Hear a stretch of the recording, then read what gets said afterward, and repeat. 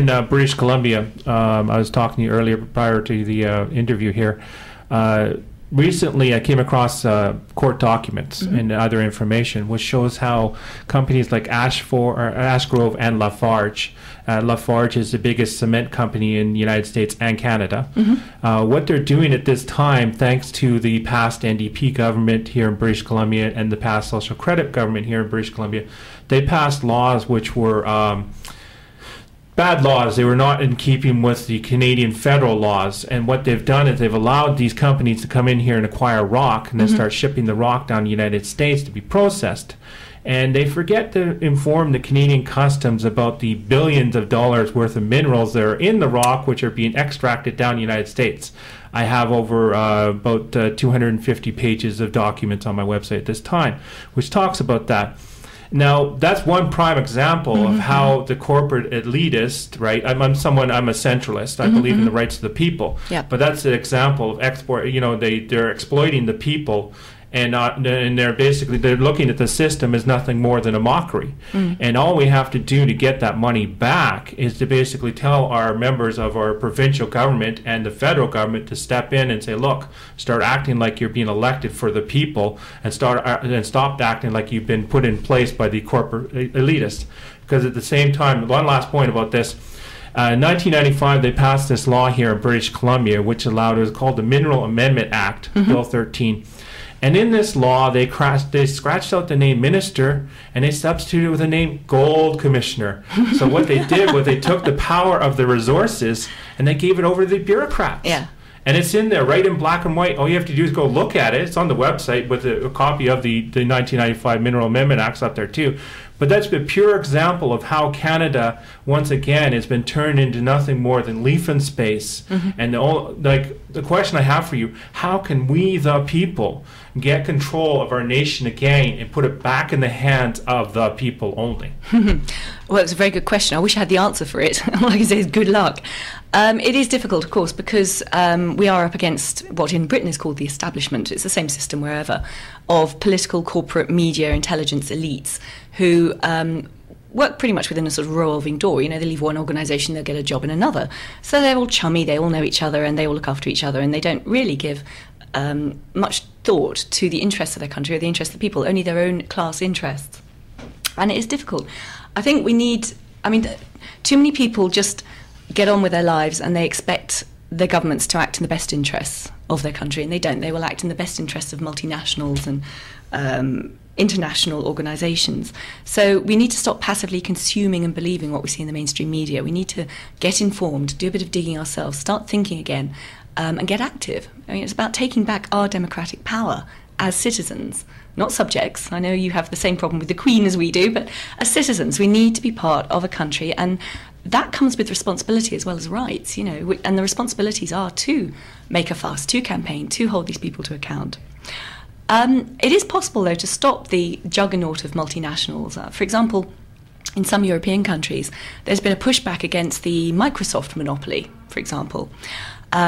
And just lone citizens can start a snowball effect of activism, getting people informed and aware of quite how much Microsoft is ripping off European governments, selling the proprietary software and, getting money in on the leases every year and things like that.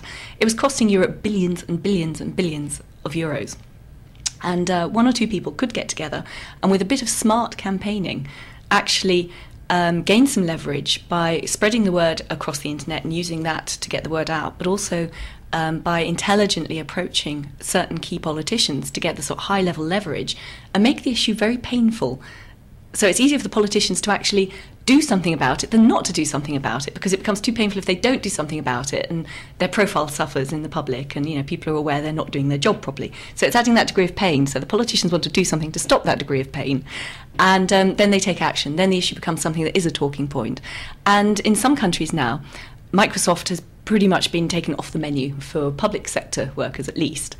And indeed, they've ended up being fined. Microsoft is a multiply convicted monopolist. in the European courts and has been fined the biggest corporate fine in history in Europe recently. I think it's up to about 1.6 billion euros, all because citizens banded together and tried to make a difference. So it may look hopeless sometimes. You see these multinational juggernauts and everything, but if you're determined and you're clever, you can make a difference. And I would urge everyone, therefore, to think what is it they passionately care about and to go and do something about it, not just talk about it. And with that point, I remember watching the documentary. It was done by Lyndon LaRouche Foundation. And what they did was there were some points in the documentary I really didn't agree with his stance on, but there were some points I really did agree with his stance, because what he was saying was the British Empire, they create this free trade, right? And whereas the American was basically they're worried about themselves first, their own nation first, and their own people first, and then basically trading with other nations. The Americans had it almost like at that time years ago they adopted what Frederick the Great had in regards to Prussia. Frederick the Great thought that any single goods that were being produced within his nation, he didn't allow them to be dumped in his nation.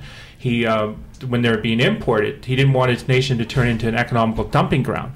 But however, with the free trade now in existence, right, I look at that as nothing more than the British Empire is continuing its grasp on the people, which is further destroying the nations and allowing the monarchy system of the old that existed prior to the Magna Carta in existence. I see it start to rise again.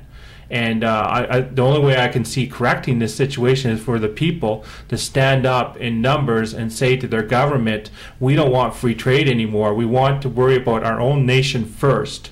And then once we worry about our nation, we can allow more people into our nation and allow them safety, which therefore we can build more and more for the people, and then start exporting any excess that we have. And I think that's the way that Canada should start looking at things, and other nations at the same time should start looking at things.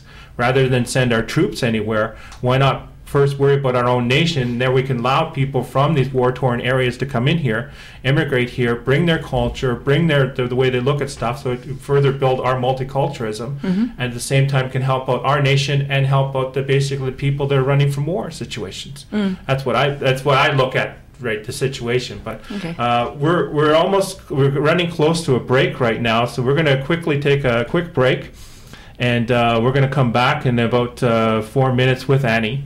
The Annie Machon we're talking to right now. It's COOP Radio 102.7 FM CFRO. It's Monday Brown Bagger. The date is May 25th, 2009. We're going to take a break and come back in about 4 to 5 minutes.